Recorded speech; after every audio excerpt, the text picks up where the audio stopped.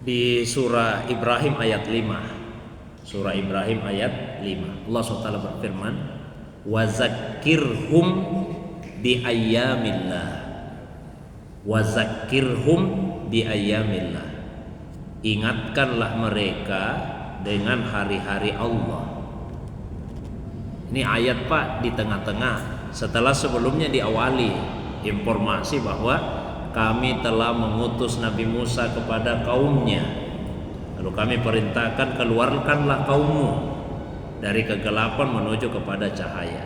Lalu Allah perintahkan kepada Rasulullah SAW, ingatkanlah manusia dengan hari-hari Allah. Mengingatkan, itulah muncul peringatan. Apa maksudnya hari-hari Allah? Hari-hari ketika Allah memberikan nikmatnya kepada manusia, atau hari-hari ketika Allah Subhanahu wa taala menghinakan orang-orang yang memusuhi agamanya. Itu hari-hari Allah namanya. Nampak ini kebesaran, keagungan Allah SWT, kebenaran ajaran Allah SWT, dan sebaliknya. Itu hari-hari Allah Subhanahu wa taala. Nah, kesalahpahaman sebagian orang karena menganggap peringatan hari-hari Allah itu sama dengan Id atau perayaan hari raya Idul Fitri, Idul Adha. Kan ada yang pakai hadis, Nabi mengatakan Id, hari raya kita umat Islam itu cuma dua, Idul Fitri sama Idul Adha. Tambah lagi satu Pak, apa itu hari Jumat. Selain itu tidak ada. Oh, itu beda konteksnya. Nah, apa bedanya? Kalau hari raya bisa tidak dipindahkan harinya Pak? Tanpa ada uzurnya, hari raya. Misalnya kemarin mau hari raya Idul Adha, ternyata khatib yang sudah disepakati dihubungi pergi haji. Bisakah kira-kira begini saja kita tunda, nanti ustaznya pulang baru kita Idul Adha? Bisa tidak begitu Pak?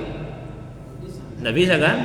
Kenapa tidak bisa? Karena yang dirayakan itu harinya, harus di hari itu, tidak bisa pindah. Nah, sekarang misalnya peringatan, katakanlah Maulid Nabi, peringatan Isra Mi'raj, bisa tidak dipindahkan harinya? Ada ustaz di telepon, bisa ustaz kita ceramah malam Sabtu. Kalau malam Sabtu ada caraku. Kalau malam Minggu ustaz, ada juga. Malam Senin, kalau malam Senin bisa. Kan bisa ternyata dipindahkan karena bukan harinya. Bukan harinya Pak yang dirayakan. Yang kita peringati itu peristiwanya. Kita memperingati peristiwa tersebut. Nah, tahun baru Hijriah itu peristiwa besar. Kalau kita paham sejarahnya, Allah sendiri yang menetapkan satu tahun itu 12 bulannya di surah At-Taubah 36. Inna iddatas syuhuri indallahi isna asara sahran fi kitabillah yauma khalaqas samawati wal ardh. Sesungguhnya bilangan bulan dalam satu tahun itu 12 bulan. Allah sendiri itu yang tetapkan. Itulah ketetapan Allah pada hari Allah menciptakan langit dan bumi. Nama dari bulan-bulan itu diberikan oleh orang-orang Arab sebelum diutusnya Rasulullah SAW.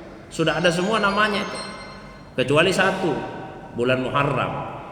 Awalnya namanya bukan Muharram sebelum diutusnya Rasulullah, namanya bulan Safar. Jadi Safarnya 2 bulan, Safar awal, Safar akhir.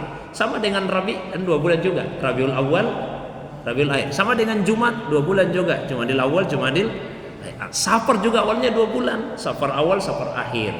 Setelah kedatangan Rasulullah SAW, Safar awal diubah, namanya menjadi Muharram dan disifati sebagai bulan Allah. Maka di hadis Nabi bersabda, "Afdalus siyami ba'da Ramadan," seutama-utama puasa setelah Ramadan itu Sahrullah al-Muharram, puasa di bulan Allah, yaitu di bulan Muharram. Sudah ada semua namanya Pak. Yang belum ada apa? Yang belum ada tahunnya. Ya Islam belum punya ini perhitungan tahun. Di masa Nabi SAW sampai Nabi wafat kondisinya begitu. Naik Abu Bakar As-Siddiq begitu kondisinya sampai Abu Bakar wafat. Naik Umar bin Khattab. Setelah kurang lebih beliau menjadi khalifah, kekuasaan Islam semakin luas, banyak gubernur. Beliau memperbaiki administrasi pemerintahan, sering kirim surat ke gubernurnya. Salah satu gubernurnya namanya Abu Musa Al-Asy'ari. Terima surat dari Umar bin Khattab. Surat itu dibalas.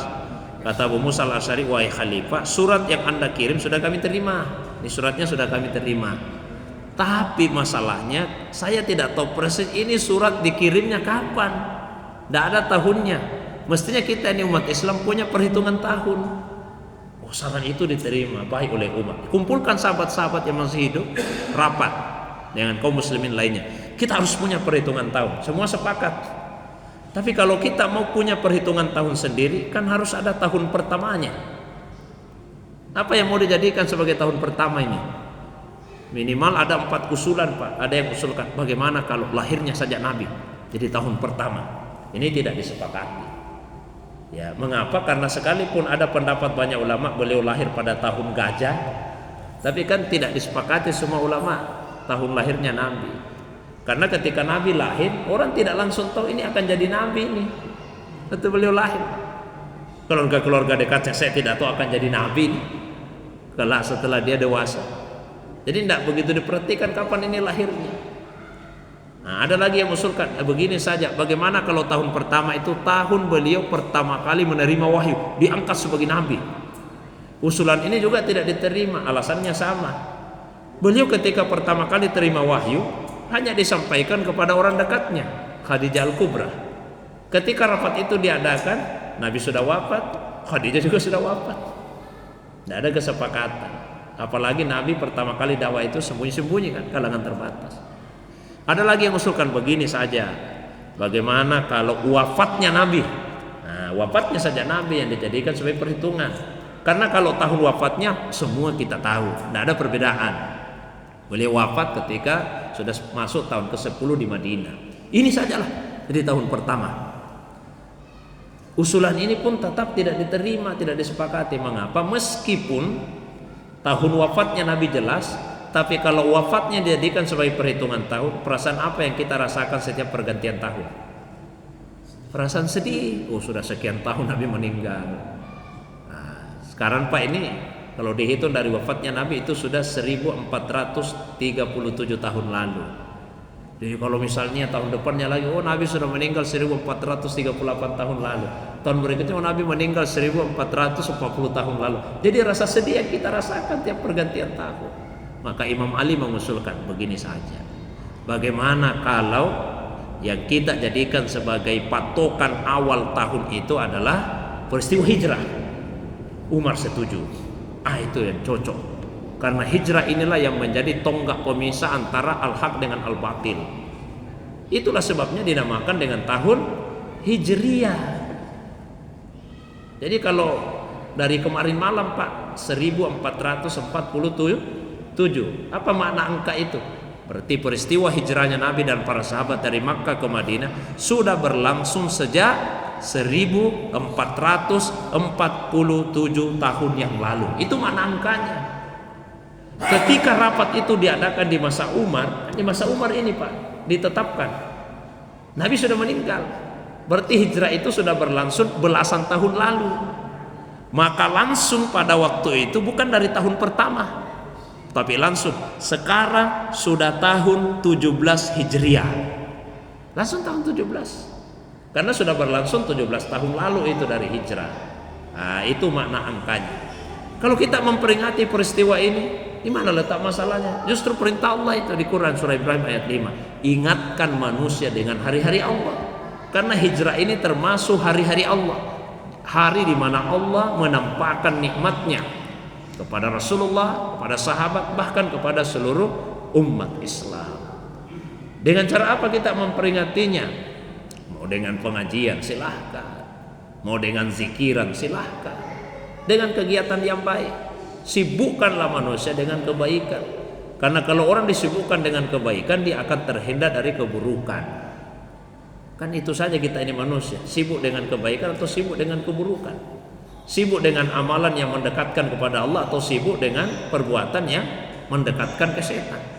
Sibuk dengan amalan yang bisa mengantarkan ke surga atau sibuk dengan perbuatan yang bisa menjerumuskan masuk ke dalam neraka. Jadi memperingati tahun baru Islam termasuk bagian dari perintah Allah yang ada di surah Ibrahim ayat yang ke-5 tadi. Mungkin itu Pak. Wallahu a'lam bishawab.